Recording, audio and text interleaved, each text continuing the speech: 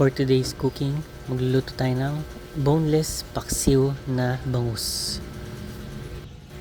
So, lagyan natin yung bangus, ang ating boneless, garlic, onion, chili, siling green, and some pepper, black ground pepper.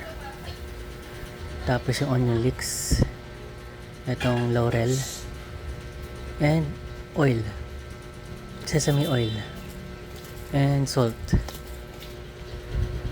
Tapos lagyan natin ng vinegar.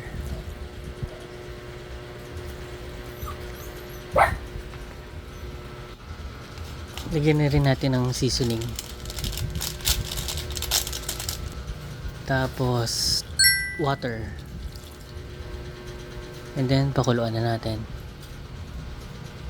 At takpan.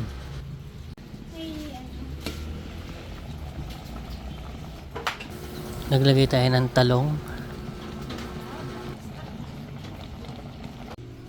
Tapos gawa muna tayo ng sausawan.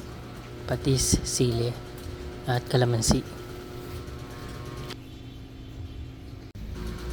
So tapos na ang ating paksiw na bangus.